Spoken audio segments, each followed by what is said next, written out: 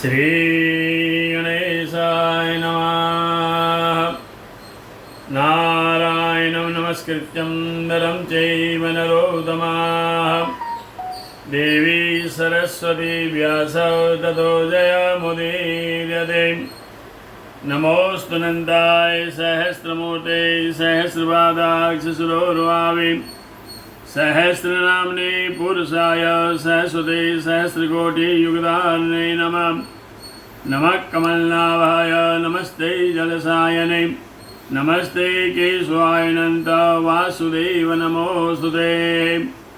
वसुदेवं सुतं देवं कंसचाणूरमर्दनं देवकी परमानन्दं कृष्णवन्दे जगद्गुरो। गुरु ब्रह्मा गुरुर्विष्णु गुरुर्देवो महेश्वर गुरुर्साक्षात् परब्रह्मा तस्मै श्री गुरुवे नमः। अथ श्री चैत्र कृष्ण पक्ष एकादशी व्रतकथा प्रारभ्यते। युधिष्ठिरो उवाच। राजा युधिष्ठिर बोलते हैं कि हे कृष्ण, फाल्गुन के शुक्ल पक्षी आम्ल की नाम एकादशी का महात्म्य में मैंने सुना। अब मैं चैत्र महीने के कृष्ण पक्ष की एकादशी का क्या नाम है और क्या विधि है, किस देवता की पूजा होती है, सो मुझे कहिए। तो भगवान कृष्ण बोले कि हे राजन, अनजान में हुए पाप का नाश करने वाली ये एकादशी, जिसे चक्रवर्ती मानदाता राजा के पूछने पर लोमस ऋषि ने कहा, वो मैं तुम्हें कह रहा हूँ। राजा मानदाता बोले कि हे मुनिवर, लोगों की हित कामना से चैत्र कृष्ण में जो एकादशी होती है उसका क्या नाम है, सो मैं सुनना चाहता हूँ। उसकी विधि क्या है, फल क्या है, सो आप प्रसन्नता पूर्वक मुझे बताइए। और उसकी विधि क्या है वह मैं सुनना चाहता हूँ। तो लोमस ऋषि बोले कि हे राजा मानदाता, कामना न देने वाले, सिद्धि को देने वाली, कल्याण देने वाली, पापों का नाश करने वाली, धर्म को देने वाली जो विचित्र कथा है उसे तो मैं कहता हूँ। इस एकादशी का नाम पापम पुचा है। कल्याण को देने वाली है, पापों का नाश करने वाली और धर्म को देने वाली है। पहले बसंत ऋतु के आने पर पुष्प में खिले हुए ऐसे चैत्र नाम कुबेर में वन में अप्सराओं के साथ समूह विवाह कर रहे थे। गंधर्वी कन्याएं उसमें किन्नरों के साथ विवाह करती थी और इंद्र आदि देवता उसमें क्रीड़ा करते थे। वही चैत्र था। वन के सुंदर कोई वन नहीं था महाराज। इसे बहुत ही मुनीश्वर वहाँ तप कर रहे थे। देवताओं सहित इंद्र चैत्र वैशाख में वहाँ विहार करते थे। मेधावी नाम के एक मुनि वहाँ रहते थे। अप्सराएं उस मुनिवर को मोहित करने का विचार करने लगी। उसमें मंजुदोषा नाम विख्यात अप्सरा जब मुनि का अभिप्राय जानने की इच्छा करने लगी, मुनि के भय और आश्रय से कुछ दूर ठहरकर मीठे स्वर से गायन करने लगी, वीणा बजाने लगी। उसके बाद फूल और चंदन से लिपटी हुई उस अप्सराओं को गाती हुई देखकर काम में शिव भक्त भी मुनीश्वर को जीतने के लिए इच्छा करने लगा। कामदेव शिव से वे वैर का स्मरण करके उन शिव भक्त मुनि को जीतने की इच्छा उन अप्सराओं से भावों का धनुष बनाकर उसमें कटाक्ष या तर्चा लगाकर और इस काम से नेत्रों से पंचभूत बाण करके अप्सराओं को कुंजों से पुंजुटी बनाकर युद्ध के लिए उपस्थित हुआ। कामदेव मंजूदोषा काम की सेना की सेनानी बन गई और मेघावी मुनि को देखकर इस अप्सरा भी काम बुरा पीड़ित हुआ। जवानी से भरी देह जिसके ऐसे वह मेधावी मुनि अत्यंत शोभित होने लगा। सफ़ेद जनेऊ पहने हुए दूसरे काम के समान प्रतीत हो रहे थे। मंजूदोषा मुनि को चामुंड ऋषि का जो सुंदर आश्रम है उसमें स्थित था। मेधावी मुनि मंजूदोषा मुनि शेष को देखकर वहाँ पर ठहर गई और बजाती हुई चूड़ियों से गायन करने लगी। शूद्र घटिता जिसकी ऐसी मंजूदोषा अप्सरा काम के वंश में धीरे धीरे चलने लगी। भाव भय सहित हुई उस अप्सरा को देखकर शेष मुनि कामदेव के द्वारा बलपूर्वक वंश में हो गए। मंजूदोषा मुनि को काम के वंश में देखकर हाव से कटाक्ष करके उनको मोहित किया। उसे वीणा को नीचे रखकर मुनीश्वर को ऐसे आलिंगन किया जैसे पवन द्वारा बनाई गई लता वृक्षों से लिपट जाती है महाराज। काम के वश होने से फिर जो मंजुदोषा के साथ मुनि शेष मेघावी स्मरण करने लगी, वन में प्रवेश में उसके उत्तम देह को देखकर शिव भक्त शिव तत्व जाता रहा, दोनों विहार करने लगे। दिन रात का उससे ज्ञान नहीं रहा। मुनि आचार को लोप करने लगा। बहुत काल व्यतीत हो गया, तब मंजुदोषा वापिस स्वर्ग लोक जाने की इच्छा करने लगी। भ्रमण करते मुनि से बोली कि हे महामुने, मुझे अपने स्थान में जाने की आज्ञा दीजिए।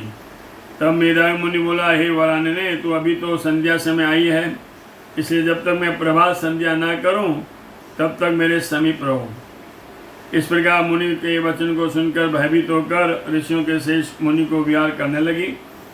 मुनि के श्राप के भय से डरी हुई अप्सरा बहुत वर्षों तक अर्थात 55 वर्ष 9 महीना और 3 दिन तक मुनि के साथ विहार करती रही। उतना काल मुनि के आधी रात के समान व्यतीत हो रहा था महाराज। उसी काल के बीत जाने पर मुनि से फिर बोली कि अब आज्ञा दीजिए, मुझे घर जाना है।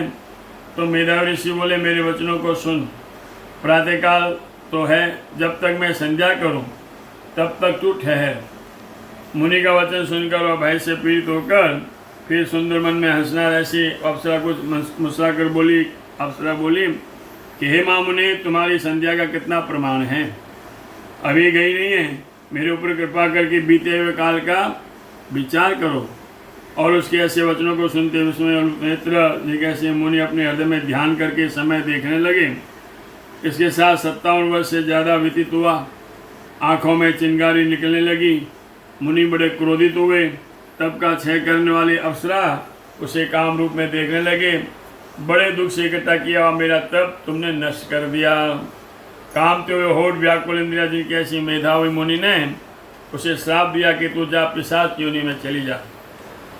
अरे पापिनी, अरे दुराचारणी, तुझे धिक्कार है। अरे उल्टा पाप करने वाली, तूने धिक्कार। इसके हिसाब से हृदय हुई और वह विनय से नम्र होते हुए बोली।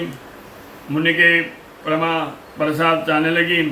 सुंदर भाव वाली बोली, हे विप्र, हे मुनिवर, प्रसन्न हुई है और शाप को दूर करने का अनुग्रह कीजिए। संजनों की संगत वचनों का 7वें पद में फल देने वाली होती है।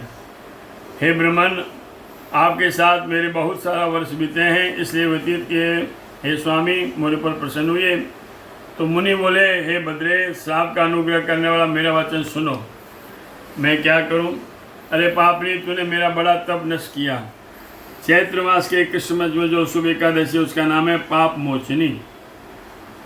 पाप मोचनी नाम से वह सब पापों से नष्ट करने वाली है। उसके करने से तेरी पिशाचोनी छूट जाएगी। ऐसा करके वह मेधावी पिता के आश्रम में आए। मेधावी को आया देखकर चौंद ऋषि बोले कि हे मामुनि, हे पुत्र, तुमने ये क्या किया? जो पुण्य तुम्हारे पास सब तुमने क्षय कर दिया। तब मेधावी ऋषि बोले कि पिताजी, मैंने बड़ा पाप किया है, अप्सरा के साथ विहार किया है। तात मुझे प्रायश्चित बताइए जिससे पाप का क्षय हो। तो चौवन ऋषि बोले, चैत्र मास के कृष्ण पक्ष में पाप मोचनी नाम जो एकादशी है उसका, हे पुत्र, उसके व्रत करने से पापों का समूह नष्ट हो जाता है। पिता के वचनों को सुनकर मेधावी ने व्रत किया। इसके बाद पाप दूर हो गए और पुण्य से परिपूर्ण हो गई। वह मंजुदोषा भी इसी प्रकार उत्तम पाप मोचनी के व्रत से पिशाचों से छूट गए। वही शेष अप्सरा दिव्य रूप धारण करके स्वर्ग लोक में चले गए। तो लोमन ऋषि बोले, हे मेधावी राजा, पाप मोचनी एकादशी के व्रत का ऐसा प्रभाव है। हे राजन, जो मनुष्य इस पाप मोचनी एकादशी का व्रत करके सब कुछ पाप नष्ट हो जाते हैं। पढ़ने और सुनने से 1000 गौ दान देने का फल मिलता है।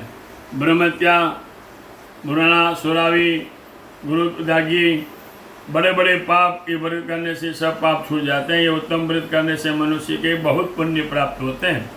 जय जय श्री भविष्योत पुराणे चैत्र कृष्ण पाप मोचनी एकादशी व्रत मातम्य। श्री कृष्णार्पणमस्तु। बोल कृष्ण कन्हैया लाल की जय। सुधर्मो राघवंशो अधर्मो दस्करंजर एवं वदन्ति लोकानां यतो धर्मस्ततो जयः। तिथिवारं च नक्षत्रं योगं करणमेव च पंचांगं श्रुते नित्यं श्रीगंगा स्नानं फलं लभेत्।